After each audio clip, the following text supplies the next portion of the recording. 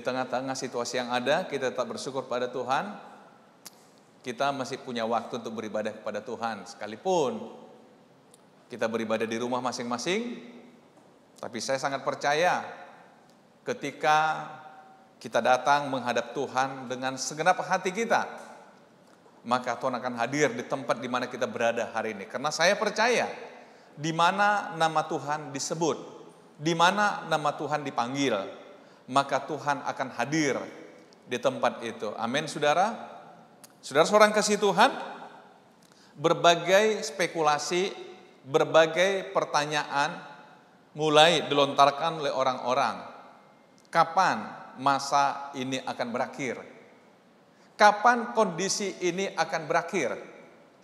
Saudara-saudara, semua kita yakin bahwa situasi sulit sekarang ini pada waktunya akan berakhir. Tetapi siapa yang bisa memprediksi kapan ini akan berakhir? Saudara, televisi mulai mewartakan berbagai negara di dunia memperpanjang masa lockdown, ada sampai September, ada yang Agustus, bahkan ada sampai November.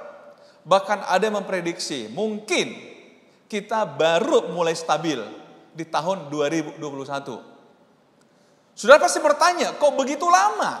Kok begitu lama? Kok begitu lama? Saudara-saudara, saya tertarik dengan satu pepatah yang mengatakan begini. Kalau saya tidak salah, ini pepatah orang Karo. Terjemahannya kira-kira begini. Setiap tali ada ujungnya. Setiap tali ada ujungnya. Ini biasanya disampaikan pada orang-orang yang sedang punya persoalan. Bahwa persoalan akan ada akhirnya. Sebuah masalah satu ketika akan ada akhirnya. Tetapi kapan itu berakhir? Kita nggak pernah tahu. Yang tahu pasti Tuhan. Karena itu, saudara-saudara yang kasih Tuhan, saya ingin ajak saudara hari ini untuk merenungkan, untuk belajar tentang waktu Tuhan. Belajar tentang waktu Tuhan. Ketika saya mempersiapkan khotbah ini, saudara, saya teringat. Walaupun di gereja saya ingat paling tidak 2-3 kali saya sudah singgung ini. Apa yang disampaikan oleh Stephen Covey. Bahwa dalam perjalanan hidup manusia sampai hari ini, dia mengatakan ada 5 zaman dari suara peradaban manusia. Saudara-saudara, menarik bagi saya, ternyata Stephen Covey sudah menulis ini 15 tahun yang lalu dalam bukunya 8 Habits. Setelah sebelumnya tahun 90-an, tulisan dia dalam buku 7 Habits itu menjadi buku yang sangat populer dan menginspirasi banyak orang. Kemudian, sekitar 15 tahun kemudian, dia menulis lagi buku 8 Habits. Yang dalamnya saya tertarik, yang saya juga sudah baca sekitar 10 tahun yang lalu. Tentang 5 zaman dari suara peradaban manusia. Saudara, saya ingin saudara kita coba cermati ini, bahwa peradaban manusia itu memang berkembang dan berkembang dan berkembang. Yang pertama dia katakan adalah, pada awalnya manusia hidup dalam zaman yang disebut dengan zaman pemburu atau pengumpul. Apa maksudnya? Dia menjelaskan pada dahulu kala nenek moyang kita, kalau dia lapar, dia cukup pergi berburu, memburu binatang yang dia suka, kemudian pulang dan mengolahnya untuk keluarganya. Atau dia mengumpulkan buah-buahan yang dia suka, membawa pulang untuk keluarganya, kemudian dimakan habis. Setelah itu lapar lagi, pergi lagi berburu, atau pergi lagi mengumpulkan buah.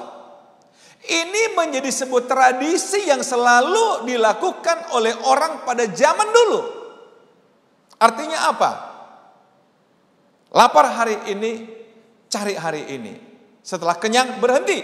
Besok lapar lagi, cari lagi. Saudara-saudara, kemudian zaman mulai berubah. Manusia mulai masuk pada zaman yang kedua, itu zaman pertanian. Artinya apa? Orang sudah mulai berpikir tidak lagi menjadi pemburu atau pengumpul, tetapi mereka sudah mulai mengolah satu lahan tertentu. Mulai mengenal istilahnya menyemai di sana, menabur dan menuai. Dan hasil panen mereka mulai kumpulkan dalam lumbung. Sehingga mereka senang karena sudah ada stok sampai musim berikutnya mereka sudah punya makanan. Sehingga nggak terhalang mereka kalaupun ada hujan, ada apapun. Sebab di rumahnya sudah ada cukup makanan untuk sekian lama. Kita mungkin melihat, wow, manusia peradabannya mulai berkembang. Tapi manusia nggak puas. Akhirnya meningkat lagi kepada peradaban yang ketiga. Yang kita kenal atau disebut dengan zaman industri. Kalau tadinya orang mengolah lahan itu secara tradisional, pakai cangkul, pakai kerbau. Tapi akhirnya orang sudah melalui mesin, traktor dan sebagainya. Hasil panen sudah mulai diolah begitu rupa. Dengan hasil yang luar biasa. Kalau secara tradisional barangkali satu keluarga hanya bisa mengusahakan 1 hektar lahan. Tapi zaman industri ini orang bisa ratusan bahkan ribuan hektar lahan dikelola. Dengan modal industri. Adanya pabrik dan sebagainya. Saudara, tapi tidak berhenti sampai di situ. Manusia terus berkreasi. Kemudian masuk zaman keempat. Pekerja informasi atau pengetahuan. Artinya apa saudara? Orang sudah mulai tidak lagi turun ke lapangan. Tapi cukup berdiam di satu ruangan tertutup. Hanya dengan komputer bahkan dengan handphone. Dia bisa memonitor semua pekerjaannya. Dia bisa punya puluhan bahkan ratusan perusahaan. Tanpa harus mengunjungi tapi dia bisa memonitor segalanya. Kenapa? Pakai media informasi. Dan hari-hari ini yang sedang kita kerjakan. Dan kita saat ini sedang ada pada zaman ini. Yang mengandalkan media informasi. Saudara-saudara, saya membayangkan seandainya peristiwa COVID-19 ini terjadi 30 tahun yang lalu, saya nggak tahu bagaimana kita. Atau barangkali 20 tahun yang lalu, saya nggak tahu bagaimana kita. Tetapi Tuhan izinkan terjadi pada zaman ini, zaman di mana media informasi, internet menembus sampai ke desa. Sehingga kita masih bisa beribadah. Inilah perlu kita syukuri kepada Tuhan. Sebagai sebuah perkembangan zaman. Tapi saudara-saudara, Stephen Covey mengatakan, apakah berhenti zaman sampai ini? Tidak. Manusia akan terus berupaya dan berupaya dan berupaya. Dia pakai istilah zaman kebijaksanaan. Artinya apa? Masih ada hal-hal yang sedang dipikirkan manusia. Yang kita belum tahu. Mungkin 5 tahun ke depan. Atau mungkin setelah kondisi ini selesai. Peradaban manusia akan mulai berubah. Sekarang kita lihat peradaban manusia sangat berubah, betul? Yang tadinya orang bebas kemana-mana kalau makan di restoran. Tapi sekarang enggak. Bukan lagi kita mengunjungi restoran. Tapi hari ini restoran mengunjungi kita, betul? Dengan GoFood. Tinggal pesan. Semuanya ada. Peradaban terus berkembang, terus berkembang. Saudara-saudara, setiap musim ada masanya. Setiap zaman ada masanya. Setiap kondisi ada masanya. Saya coba melihat dari 5 zaman peradaban yang disampaikan oleh Stephen Covey ini, saudara. Kita coba lihat kondisi sekarang. Walaupun sekarang kita sudah sampai pada pekerja informasi atau pengetahuan. Tapi bukankah hari-hari ini masih ada orang bekerja sebagai pengumpul atau pemburu? Yang artinya apa? Kita masih dengar orang, saya kerja hari ini untuk makan besok. Saya kerja besok untuk makan lusa. Sehingga begitu lockdown, gak bisa bekerja. Dia katakan besok saya akan makan apa? Saudara lihat. Ketika kita gagal mengikuti perkembangan zaman. Maka kita menjadi korban dari zaman itu. Betul saudara? Ini yang terjadi. Kadang-kadang kita berpikir, kenapa ya pada zaman informasi sekarang ternyata masih ada orang dengan gaya hidup pengumpul atau pemburu. Inilah yang jadi keprihatinan kita bersama saudara. Sehingga orang-orang mulai teriak, harusnya negara memperhatikan kami, harusnya orang yang punya perhatikan pada kami. Karena apa? Karena memang kondisi seperti itu. Kita bersyukur barangkali kalau saudara mengatakan, wah saya sudah naik satu tingkat, level petani. Yang sudah menabung sekian. Setidaknya bisa bertahan dalam 1 bulan ke depan. Atau mungkin ada saudara sudah pada zaman industri.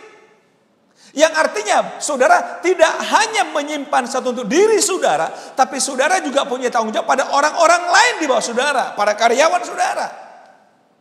Dan sekarang pekerja informasi. Saudara-saudara, dari sini saya coba belajar bahwa Tuhan ternyata menata dunia ini dalam tahapan-tahapan waktu yang jelas. Secara khusus saudara, kalau kita lihat dalam 20 tahun terakhir, perkembangan informasi begitu pesat. Saudara mungkin bertanya, kalau begitu, kapankah zaman ini akan berakhir? Saya mengambil satu kutipan, saudara-saudara, dari Stan Davis yang mengatakan begini, ketika infrastrukturnya bergeser, segala sesuatu akan runtuh. Ini masalah zaman, perubahan zaman. Ketika infrastrukturnya bergeser, segala sesuatu akan runtuh. Artinya apa? Yang lama nggak dibutuhkan lagi hari ini. Di awal tahun saya pernah katakan pada saudara, saya mengutip satu tulisan yang mengatakan bahwa bisa saja pekerjaan yang kita kerjakan hari ini tidak dibutuhkan lagi di masa depan. Bisa saja keahlian yang kita miliki hari ini tidak dibutuhkan lagi pada masa depan. Artinya apa? Kita tidak bisa hidup hari ini dengan gaya masa lalu. Kita tidak bisa mengandalkan gaya hari ini untuk hidup di masa depan. Karena infrastruktur yang kita anggap sebagai sarana yang sangat efektif bagi kita hari ini, satu ketika akan runtuh. Saya kutip juga tulisan yang kedua yang ditulis oleh Yoga Sutra. Dia mengatakan begini, ketika kamu terilhami oleh suatu tujuan yang mulia, suatu proyek yang luar biasa, pikiranmu akan menerjang berbagai pembatasnya. Betul saudara? Ketika saudara melihat sebuah peluang yang luar biasa, saudara akan menembus berbagai rintangan. Pikiran saudara akan terus berjuang untuk menembus berbagai batasan. Pikiranmu akan menembus keterbatasan. Kesadaran akan meluas ke segala arah. Dan kamu menemukan dirimu berada di dunia yang baru. Dunia yang baru, yang luar biasa dan mengagumkan. Saudara-saudara bisa katakan amin? Saudara-saudara, coba lihat. Ada orang melihat kesulitan sebagai satu situasi yang membuat dia akan jatuh, mungkin akhirnya mati. Tapi orang-orang yang kreatif, orang-orang yang proaktif, orang-orang bermental produktif seperti khotbah saya minggu lalu, dia akan melihat kesulitan sebagai sebuah ruang atau kesempatan untuk membuktikan dirinya bahwa dia adalah orang yang produktif. Orang yang mampu melakukan sesuatu dalam perubahan yang ada. Saudara-saudara mungkin berkata, kalau begitu, bagaimana kita menyikapi setiap perubahan yang ada? Saya ajak kita untuk melihat bahwa sesungguhnya dalam kondisi sekarang ini pun ada hal yang perlu kita waspadai. Kita akan belajar dari Yeremia pasal 29. Di tengah-tengah adanya janji Tuhan, tapi Tuhan juga meminta agar sebagai umat Tuhan kita waspada. Waspada terhadap apa? Lihat, janganlah kamu diperdayakan oleh nabi-nabimu yang ada di tengah-tengahmu dan oleh juru-juru tenungmu. Dan janganlah kamu dengarkan mimpi-mimpi yang mereka mimpikan. Ini peringatan dari Tuhan, saudara. Sekarang ini, saudara, Kadang saya bingung, orang mengkaitkan COVID-19 dengan antikris, akhir zaman, dengan berbagai spekulasi dan sebagainya. Orang mulai pergi ke paranormal, orang mulai meramal nasib, bukan cuaca lagi, ramal nasib. Bagaimana itu? Sehingga saudara-saudara, kita mulai tanpa sadar terpengaruh dengan apa yang kita baca. Terpengaruh dengan apa yang kita dengar. Tapi Alkitab mengatakan hati-hati. Janganlah kamu diperdayakan oleh nabi-nabi. Saudara mungkin mengatakan nabi itu siapa? Katakannya simpelnya sekarang pendeta sekalipun. Tapi kalau dia menyampaikan sesuatu yang menurut saudara itu nggak benar, sekalipun pendeta katakan maaf, saya nggak bisa terima. Amin saudara. Karena itu kita harus cermat dalam situasi ini. Karena memang dalam situasi yang sulit ada banyak sekali tawaran, ada banyak sekali orang yang merasa hebat. Satu ketika dalam grup keluarga kami, saudara-saudara tahu kami berkeluarga itu, saya 11 bersaudara. Jadi kalau tambah dengan anak-anak, menantu, waduh, kami jumlahnya cukup besar. Sehingga saudara ketika COVID ini baru mulai mewabah sekitar sebulan yang lalu, di grup keluarga kami itu rame. Ramenya kenapa? Yang satu posting begini, yang satu posting begitu, yang satu posting begitu. Akhirnya ada yang nanya, salah satu keluarga kita, mana yang benar nih? Kok si A bilang begini, kok si B bilang begini, kok si C bilang, mana yang benar ini? Yang mana mau diikuti? Termasuk juga saudara misalkan, ada yang mengatakan berjemur yang baik jam 10, ada yang mengatakan jam 9, ada yang mengatakan jam 12. Nah coba lihat saudara. Akhirnya saudara, kalau semua diikuti, saudara akan berjemur dari jam 9 sampai jam 12. Akhirnya gosong, benar nggak? Saudara lihat, terlalu banyak orang-orang sekarang yang so pinter. Sikit-sikit posting. Nah kalau semua dibaca dan saudara ikuti, apa yang terjadi saudara? Bukannya saudara keluar dari pergumulan ini, tapi malah saudara jadi panik, stres. Kemarin saya diposting, saudara, saya nggak tahu itu sungguhan atau hanya guyonan. Dikatakan seorang pramugari yang stres, saudara. Jadi dia pakai seragam pramugari, duduk di rumahnya, saudara. Kemudian dia berjalan dengan dorongan, kemudian dia dibagi minuman ada di sebelahnya, gitu kan. Kemudian dia duduk, dia kunci pintu, kemudian dia duduk lagi seolah-olah ini, kemudian diri lagi, taruh barang di bagasi, ternyata hanya dalam lemari gitu. Sehingga inilah pramugari yang stres. Saya nggak yakin itu stres sungguhan atau hanya dibuat-buat aja saudara. Tapi bisa saja terjadi hari ini. Karena apa? Karena mungkin terlalu banyak informasi. Oleh karena itu saudara, saya mau kita ini satu pintu. Informasi kita biarlah satu pintu, yaitu dari Tuhan. Amin. Bukan berarti mengabaikan berbagai informasi, tapi biarlah Tuhan berikan kita hikmat untuk bisa mencermati semua informasi. Gunakan logika saudara. Kadang-kadang saya nggak masuk akal, misalkan virus corona bentuknya begini loh. Jadi ditampilkan satu tangan, virusnya saudara udah setelapak tangan.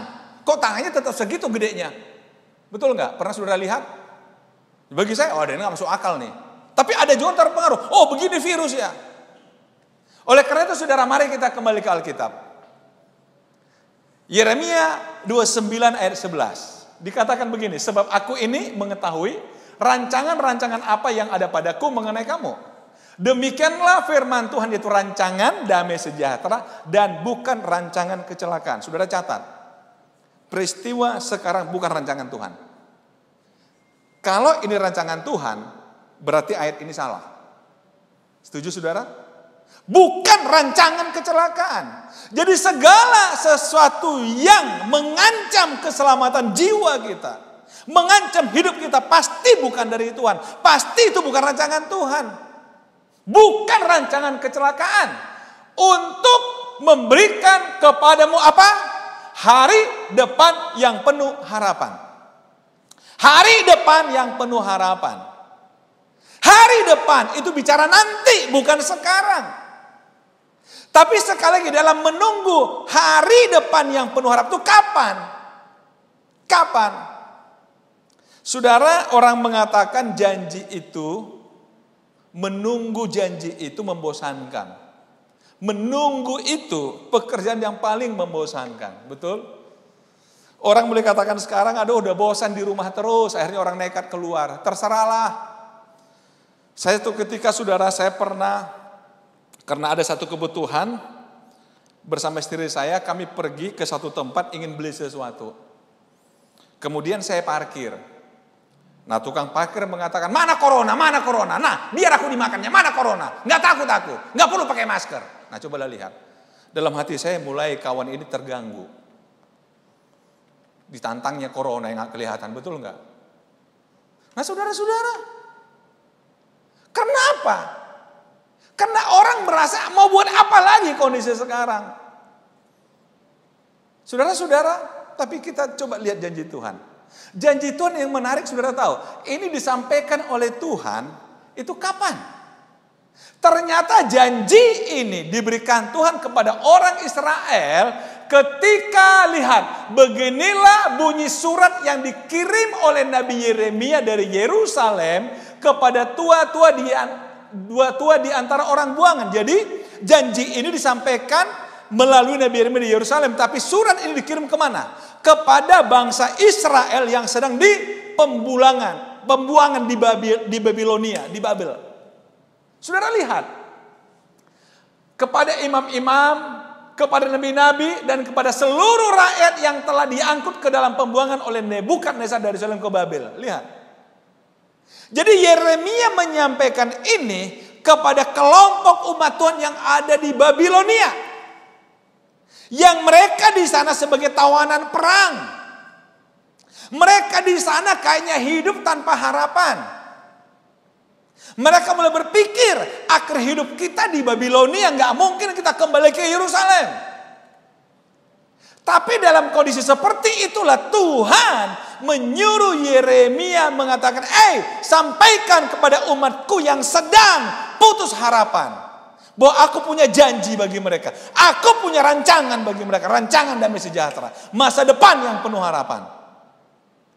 Saudara-saudara, apakah ini hanya PHP? Di kondisi sulit, kita orang berjanji, kita suka katakan begini, tolonglah, kondisi saya sulit. Jangan buat lebih sulit lagi dengan janji-janji palsu. Apakah Tuhan sedang memberikan janji palsu hanya sebagai sebuah penghiburan? Kadang-kadang orang tua saudara suka bohongi anak. Dengan mengatakan, kalau kamu baik-baik anakku, nanti papa belikan kamu boneka. Nanti papa belikan kamu mainan. Kalau kamu ini nanti papa akan belikan. Saudara-saudara, kadang-kadang kita lupa bahwa anak kita ingat janji kita. Tapi kita lupa pada janji kita. Sehingga sering terjadi konflik antara orang tua dan anak. Orang tua lupa pada janjinya, anak nagih terus. Tapi janji Tuhan gak seperti itu saudara. Tuhan menunjukkan tanggung jawabnya sebagai pencipta kepada ciptaannya. Mari kita belajar, kapan janji ini akan digenapi? Jika waktu Tuhan telah tiba. Yang berjanji Tuhan, yang menggenapi adalah Tuhan. Nah kapan dia genapi? Ya sesuai dengan waktunya Tuhan. Sesuatunya Tuhan. Sesederhana saya ingin katakan begini saudara. Kalau kita karena pada seseorang begini. Nanti kalau saya punya uang, saya akan belikan kamu sesuatu. Nah kalau saya punya uang. Nah ini kan yang gak bisa diukur. Kapan punya uangnya, betul gak? Halo? Nggak bisa diukur. Kalau saya punya uang. Nah ketika orang nuntut, mana Pak janjinya? Tinggal kita jawab, loh saya belum punya uang. Dia tanya, kapan punya uangnya? Doakan aja supaya saya punya uang. Artinya apa? Kalau begitu, daripada saya doakan Bapak punya uang, kenapa saya nggak minta dari Tuhan aja? Saya langsung kasih uang. Supaya saya bergantung pada saudara, kan gitu. Tapi itulah hidup saudara. Tapi Tuhan sudah berbeda dengan manusia. Lihat. Kapan janjinya akan digenapi? Jika waktu Tuhan telah tiba. Kepada orang Israel yang di pembuangan, Tuhan katakan begini ayat yang 10. Sebab beginilah firman Tuhan Allah. Apabila telah genap 70 tahun bagi Babel. Perhatikan. Apabila telah genap 70 tahun bagi Babel, barulah aku memperhatikan kamu. Aku akan menepati janjiku itu kepadamu dengan mengembalikan kamu ke tempat ini. Apabila sudah genap 70 tahun. Wow, saya tidak bermaksud mengatakan pada saudara bahwa COVID-19 akan 70 tahun waktunya, enggak. Tapi kita belajar. Alkitab mencatat saudara, Tuhan izinkan orang Israel harus terbuang selama 70 tahun. Karena apa? Karena Tuhan ingin mengajar mereka. Ketika raja-raja Israel tidak lagi takut sama Tuhan, bahkan membawa bangsa itu berdosa, maka Tuhan izinkan Israel dikalahkan oleh bangsa Babilonia. Ketika mereka dikalahkan, mereka dibawa sebagai orang buangan. Dan Tuhan izinkan selama 70 tahun. Mungkin kita bertanya, Tuhan kok lama sekali sih 70 tahun? Coba kita kembali ke belakang. Ketika orang Israel sampai di Mesir pada zamannya Yusuf, 4 tahun lamanya mereka ada di sana. Sampai akhirnya Tuhan mengutus Musa kembali ke Mesir menyelamatkan mereka. Kita mungkin bertanya, Tuhan kok sampai 400 tahun sih? Ketika Musa disuruh Tuhan menuntun Israel keluar dari Mesir menuju Kanaan, Tuhan mematok waktu 40 tahun. Kita mungkin bertanya, kok lama sekali Tuhan? Menurut sejarah itu bisa ditempuh 40 hari. Tapi kenapa 40 tahun? Itu pertanyaan kita. Tapi Tuhan bekerja dalam programnya Tuhan. Tuhan bekerja dalam rancangannya Tuhan, bukan rancangan kita. Itulah sebabnya saudara, kalau saya ajak saudara kembali kepada yang tadi, lihat saudara, sebab aku ini mengetahui rancangan-rancangan apa yang ada padaku mengenai kamu. Rancangan apa yang ada padaku mengenai kamu. Bisa dipahami saudara? Rancangan Tuhan. Jadi di balik segala peristiwa ini, yang perlu kita pahami adalah apa rancangan Tuhan di balik peristiwa ini. Apa rancangan Tuhan di balik peristiwa ini? Sambil menunggu waktunya Tuhan, apa yang harus kita lakukan saudara? Oleh sebab itu hari ini saudara, saya ingin mengajak kita untuk tidak menyerah pada situasi, tetap percaya pada Tuhan, untuk tetap meyakini bahwa Tuhan sedang merancang sesuatu yang terbaik bagi kita. Sedang merancang sesuatu bagi kita.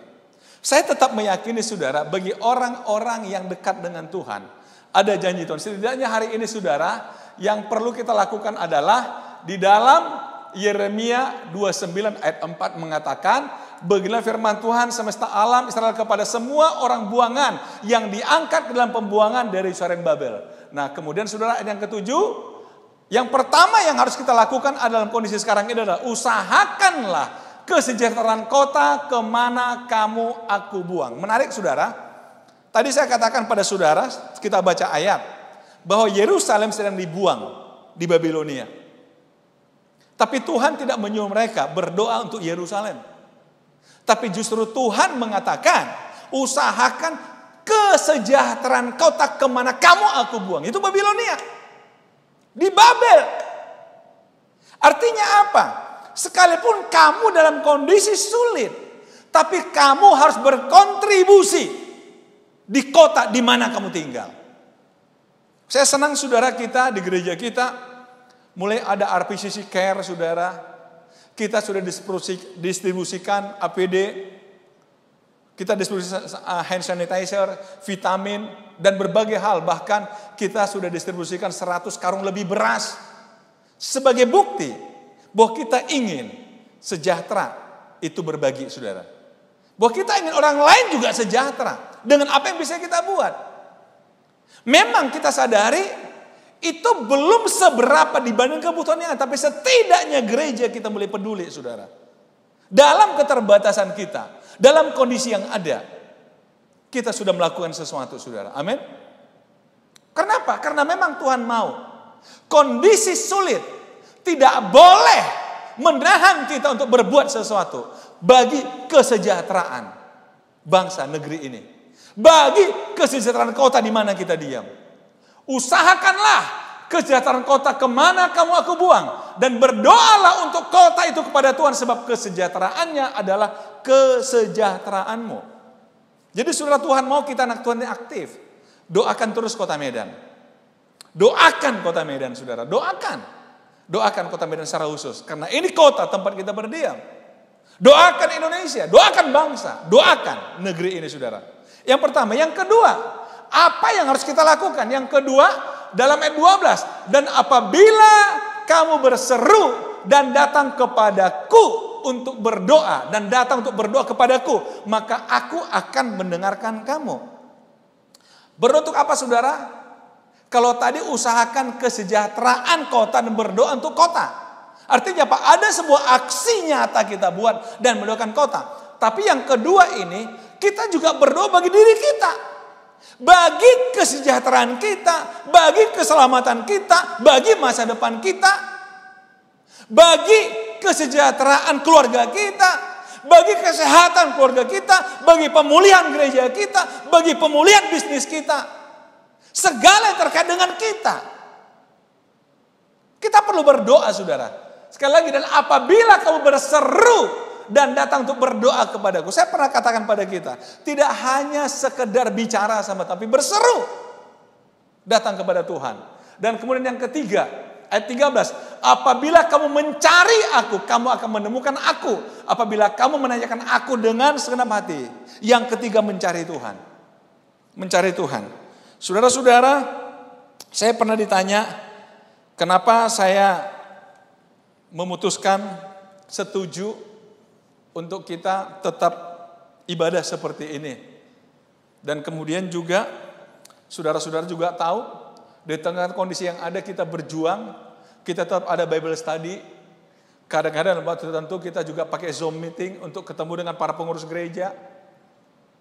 Membuat acara-acara ini, saudara, bukannya mudah. Tapi kita berjuang. Kita juga sedang berjuang untuk tetap buat ibadah doa secara online, saudara. Supaya apa? Ini tujuannya adalah supaya kita tetap mencari Tuhan. Supaya kita tetap membangun komunikasi dengan Tuhan. Saya ingin jemaat gunakan waktu-waktu ini untuk tetap mencari Tuhan. Sebab saudara, kalau kita mencari Tuhan, maka Tuhan akan beritahukan kepada kita rancangan yang Dia pikirkan tentang kita. Bisa ditangkap, saudara? Karena memang Tuhan punya rancangan bagi kita. Oleh sebab itu, saudara-saudara yang kasih Tuhan, mari saya ingin ajak saudara untuk mencari Tuhan. Jangan pernah lemah. Gunakan waktu setiap pagi. Saya memutuskan, saudara, selama masa-masa lockdown, stay at home ini, saya harus memutuskan setiap pagi, sebagaimana pertemuan jemaat, saya harus kasih renungan pagi. Harus kasih, kadang-kadang saudara, mungkin karena mikir renungan, saya nggak tahu jam 3 saya sudah bangun, langsung saudara saya posting. Kalau saudara kadang-kadang lihat kiriman saya bisa jam 3, setengah 4, jam 4. Karena saya rasanya nggak sabar nunggu pagi. Ingin memastikan bahwa saudara memulai hari itu bersama dengan Tuhan, saudara. Saudara-saudara. Nah, saudara-saudara, dalam doa Tuhan sekali lagi, hati-hati dengan yang tadi itu, dalam waktunya Tuhan. Hati-hati, dalam waktunya Tuhan, kita akan berhadapan dengan berbagai kesulitan. Tapi percayalah, saudara, bahwa dalam waktunya Tuhan, maka Tuhan katakan, kalau kita mencari Tuhan, kita akan menemukan Tuhan. Tuhan akan memulihkan keadaan kita. Dan aku akan mengambilkan kamu ke tempat yang dari mana aku telah membuang kamu. Ini janji Tuhan bagi kita hari ini. Sekali lagi, 3 hal ini janji Tuhan bagi saudara. Saya ulangi sekali lagi. Aku akan memberi kamu menemukan aku. Kalau cari Tuhan. Yang kedua, aku akan memulihkan keadaanmu kalau kita cari Tuhan. Yang ketiga, aku akan mengembalikan kamu ke tempat dari mana aku telah membuang kamu. Atau dengan kata lain, maka Tuhan akan membawa kita kembali kepada kondisi semula. Saya ulangi, apa yang tadi saya katakan yang menjadi ayat tema kita adalah, Sebab aku ini mengetahui rancangan-rancangan apa yang ada padaku mengenai kamu. Demikianlah firman Tuhan, yaitu rancangan damai sejahtera dan bukan rancangan kecelakaan, untuk memberikan kepadamu hari depan yang penuh harapan. Saya ingin saudara-saudara, ada satu lagu pujian bahwa Tuhan punya waktu terbaik bagi kita. Dalam waktunya Tuhan, percayalah Tuhan punya waktu terbaik bagi kita. Jangan pernah menyerah karena situasi yang ada, karena kondisi yang ada. Ingat, Tuhan punya rancangan bagi saudara, Tuhan punya rancangan bagi kita, Tuhan punya rancangan bagi keluarga saudara, dan semua akan digenapi dalam waktunya Tuhan. Dalam waktunya Tuhan. Amin, saudara. Haleluya. Mari sama-sama katakan, bila kau izinkan sesuatu terjadi, ku percaya semua untuk kebaikanku.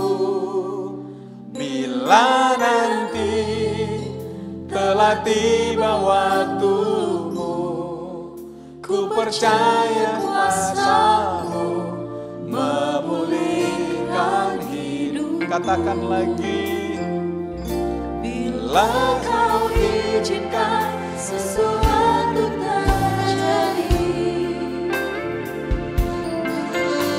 percaya semua untuk kebaikanku.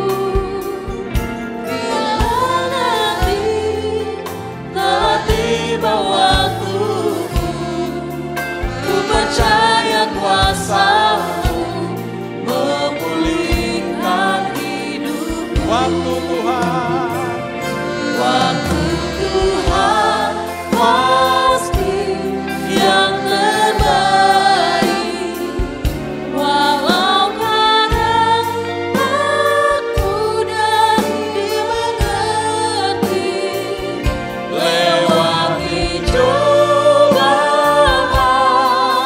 ku tetap percaya waktu Tuhan pasti yang terbaik.